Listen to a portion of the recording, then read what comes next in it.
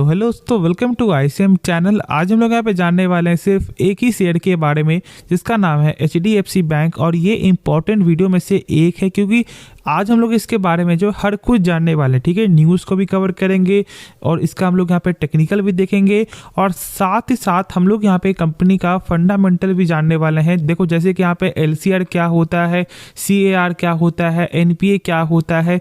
देखो, जो लोग मुझे पहले से फॉलो करते हैं तो वो इन टर्म को यहाँ पर स्किप कर सकते हैं। क्यों? क्योंकि मैंने बहुत सारे वीडियो में इसके बारे में शेयर किया हुआ है। ठीक है, लेकिन जो लोग यहाँ पे आपको नए दिख रहे हैं ना, तो आप जरूर से एक बार इस वीडियो को पूरा अंत तक देख लो। बहुत कुछ ही यहाँ पे नया सीखने को मिलेगा और नहीं कुछ यहाँ पे सीखने को मिला ना तो भाई आप डिसलाइक करके जरूर से जो है चले जाना। लेकिन कुछ भी सीखने को मिला तो जरूर से इस वीडियो को लाइक करना, साथ ही साथ आप इस वीडियो को शेयर भी करना। ठीक है, जो लोग जो है इसके बारे में सही से जानना चाहते हैं। तो चलो स्टार्ट करते हैं और समझते हैं पहले कि प्राइस यहाँ पे क्या दिखाई दे रहा है। 1653 रुपये का यहाँ पे प्राइस दिखाई दे रहा है, जो बहुत लंबे समय बाद जो है ना एक ब्रेकआउट यहाँ पे होते हुए दिखाई दिया। यदि हम लोग यहाँ पे देख लें तो 5 दिन के अंदर में जो है 4% से ज़्यादा का रिटर्न है। एक मंथ के हिसाब से देखें तो 10% से ज़्यादा का यहाँ पे रिटर्न जो है कंपनी ने यहाँ पे शेयर कर दिया है।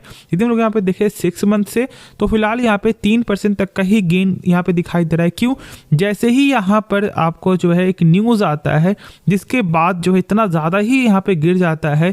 क्यों? उसका वजह था यहाँ पे आपको NIM यानी कि नेट इंटरेस्ट मार्जिन के कारण, और उसके बाद जो यहाँ पे डाउनग्रेड का जो रेटिंग आता है बहुत ज़्यादा प्रेशर देखने को मिला था। लेकिन अब ये यहाँ पर उठने के लिए तैयार हो चुका है और यहाँ पे ब्रेकआउट करते हुए भी दिखाई दे दिया है।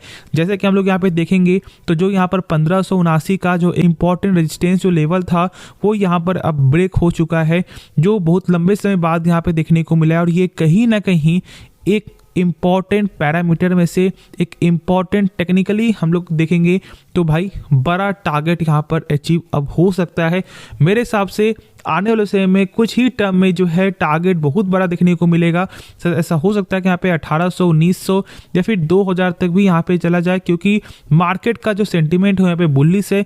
जानते हो कि निफ्टी पहली बार जो है 21,000 लेवल को यहाँ पे टच किया है और अभी तो स्टार्ट ही हुआ है। क्योंकि जब तक यहाँ पर इलेक्शन के रिगार्डिंग से न्यूज़, जब तक यहाँ पे क्रूड ऑयल का जो प्राइस है जो लगातार यहाँ पे सही होते हुए दिखाई दे रहा है, वो यहाँ पर मार्केट को और बुलिश साइन देगा।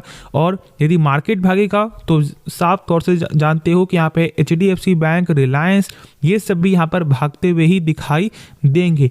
तो चलो अब इसके बारे हम लोग यहाँ पे समझते हैं कुछ कंपनी का बेसिक फंडामेंटल। हाँ, एक काम करते हैं, उससे पहले हम लोग यहाँ पे न्यूज़ को कवर करते हैं। जैसा कि आप जानते हो कि यहाँ पे 2 दिन पहले का भी न्यूज़ था कि टाटा मोटर्स और एचडीएफसी बैंक जो है साइन करती है किसके रिगार्डिंग से, एक यहाँ पे फाइनेंसिंग के रिगार्डिंग से।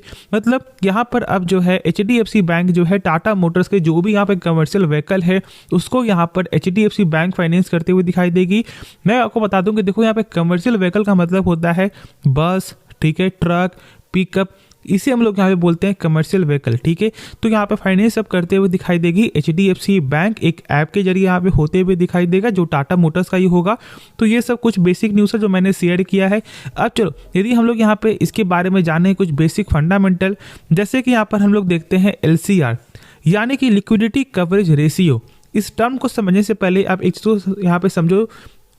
जैसे कि जब आप बैंक में जाते हो, ठीक है, और जब आप बैंक में कुछ पैसा जमा करते हो, जैसे कि मान लो आपने जमा किया 10,000 रुपया, और यदि आप यहाँ पे कल होकर जाते हो और बोलते हो कि भाई मुझे 10,000 चाहिए जो मैंने आपको दिया है, और यदि बैंक बोल दे कि सर पैसा नहीं है, तो फिर आपका पैसा फंस गया ना। हाँ, आप लोग ये बोलोगे कि हाँ भाई यहाँ पर RBI ये बोलता है कि 5 लाख तक जो है पैसा वो यहाँ पर देगी, लेकिन यदि ऐसे ही मान लो आपको चेक करना हो, वहाँ तक हम लोग यहाँ पे नहीं जाएंगे। बस अब बैंक के टर्म से देखोगे क्या बैंक यहाँ पे स्ट्रांग है या नहीं, तो फिर उसके लिए आपको चेक करना पड़ता है लिक्विडिटी कवरेज रेशियो। और मैं बता दूं कि देखो, इनका जो यहाँ पर LCR है ना, वो यहाँ पर 100% से ज़्यादा का दिखाई देता है। मतलब यदि आप 10,000 जमा जमा कर रहे हो ना, तो भाई HDFC बैंक के पास 10,000 तक का जो एक ऐसा एसेट है जो सेल करके वो पैसा आपको लौटा सकते हैं। और यही सबसे स्ट्रांग वाली बात होती है किसी भी बैंकिंग टर्म के लिए। उसके बाद जो है सो सबसे इम्पॉर्टेंट में से एक है जो आपने सही से जाना होगा, समझा होगा, शायद आपने कभी यहाँ पे सुना भी होगा, तो मैं बता दूं उसे हम लोग यहाँ पे बोलते हैं NPA, यानी कि नॉन परफॉर्मिंग एसेट। देखो, बैंक कभी भी नहीं चाहता है कि उसका जो NPA है ना वो यहाँ पर बढ़े। क्यों? क्योंकि यदि NPA बढ़ेगा तो भाई अब समझ जाना कि बैंक का जो है ना भाई मतलब उल्टी गिनती जो है यहाँ पे चालू हो गई है। क्यों? क्योंकि NPA कोई नहीं चाहता है। जैसे कि मान लो बैंक आपको लोन दे रही है और बैंक ये सोचता है कि यदि मैं आपको लोन दे रहा हूँ ना तो आप मेरा पैसा यहाँ पे लौटाए, ठीक है, क्योंकि यदि आप पूरा पैसा लौटाओगे तो ही उनका जो इंटरेस्ट निकलेगा वो उनका यहाँ पे प्रॉफिट होगा। लेकिन ये मान लो कि आपने जो है 2-3 किस्त यदि आपने जमा किया और उसके बाद आप जो है इस स्टेट को छोड़ करके कहीं आप और जो यहाँ पे चले गए, सर बैंक को आप पैसा यहाँ पे नहीं लौटा रहे हो, कोई और वजह से कुछ भी दिक्कत तो हो सकता है ना, तो बैंक का तो पैसा फंस गया। बैंक जितना यहाँ पे इंटरेस्ट नहीं कमाई उससे और यहाँ पे क्या हो गया कि जो उनका कैपिटल था वो भी यहाँ पे फंस चुका है। तो यही जब पैसा फंस जाता है तो बैंक डूब जाता है और इसलिए NPA कम होना चाहिए। यहाँ पर RBI का ऐसा बोलना होता है। और NPA जानते हो कितना यहाँ पे है HDFC बैंक का? 3% से कम होना चाहिए और यहाँ पर देखने को मिलता है 0.27% का NPA। तो आप सोच सकते हो कि कितनी स्ट्रॉन्ग कंपनी है। और फैक्ट की बात यहाँ पे क्या है कि ये जो नंबर जो आप देख रहे हो ना, ये 11 सालों में, ठीक है, एक बार भी जो है 0.5% के ऊपर नहीं गया है और इसलिए आज ये टॉप नंबर में जो है ये खड़ा है। और लोग इतना ज़्यादा भरोसा करते हैं इस कंपनी में क्योंकि उनका जो फंडामेंटल इस कंपनी का वो सबसे ज़्यादा यहाँ पे कहीं ना कहीं बैंकिंग टर्म के हिसाब से स्ट्रांग दिखने को मिलता है। अब उसके बाद एक और टर्म है जिसे हम लोग बोलते हैं कैपिटल एडिकेसी रेशियो। मान लो कि यदि कोई भी बैंक का जो NPA है वो यहाँ पर आपको लगातार बढ़ रहा है, 3% तक यहाँ पे जा रहा है, ठीक है, तो यदि 3% से आगे बढ़ गया तो क्या उनके पास कुछ बैकअप में एक ऐसा मनी है जो वो अपने 100% को मैनेज कर सके? तो यहाँ पर आपको RBI ये बोलता है कि कोई भी बैंक के पास या फिर कोई फाइनेंशियल कंपनी के पास जो है उसका जो यहाँ पे कैपिटल एडिक्वेसी रेशियो है, जो एक बैकअप मनी है, वो यहाँ पे 9% तक का यहाँ पे होना चाहिए। मतलब 100% तो यहाँ पे एसेट है ही, साथ साथ 9% का एक्स्ट्रा मनी भी होना चाहिए। और इनके पास जानते हो कितना है? ऑलमोस्ट यहाँ पे 19% का यहाँ पे बैकअप मनी दिखने को मिलता है। तो आप सोच सकते हो कि यदि 1-2% यदि यहाँ पे NPA बढ़ भी जाता है ना तो बैंक चाहेगी कि अपने बैकअप मनी से 1-2% को लेकर के यहाँ पर मैनेज कर सके। हाँ, एक चीज़ आपने यहाँ पे जरूर जो सुना होगा, लेटेस्ट जो यहाँ पे न्यूज़ था, जो यहाँ पे आपको RBI ने ये बोला था कि हम लोग यहाँ पे रिस्क वेट रेशियो जो है ना उसे हम लोग यहाँ पे गेन कर रहे हैं। पहले था यहाँ पे आपको 100%, अब यहाँ पे उन्होंने कर दिया है 125%। ये रिस्क वेट रेशियो यहाँ पे क्या होता है, तो चलो इसे भी हम लोग यहाँ पे शॉर्ट में समझ लेते हैं। रिस्क वेट रेशियो का मतलब ये है, जैसे कि देखो यहाँ पे लोन आपका होता है 2 तरह का, ठीक है। पहला यहाँ पे आपका होता है सिक्योर लोन और यहाँ पे जो सेकंड है वो यहाँ पे होता है अनसिक्योर लोन। नाम से मालूम आप लोगों को यहाँ पे चल रहा है कि यहाँ पे सिक्योर का मतलब ये है कि बैंक जो भी लोन दे रही है ना उनके पास कुछ ऐसा जो यहाँ पर आपको जो सिक्योर चीज़ है, जो यदि आप नहीं देते हो तो उसे वो यहाँ पर बेच करके पैसा अपना यहाँ पे ले सकता है। उसके बाद जो सेम यहाँ पे है आपको अनसिक्योर, बस चेंजिंग क्या है कि बैंक के पास कोई भी यहाँ पे जो कोलेटरल नहीं जमा है, मतलब कि आपने कोई भी ऐसा कुछ गिरवी यहाँ पे नहीं रखा है जिसे बैंक बेच करके अपने पैसे को मेंटेन कर सके।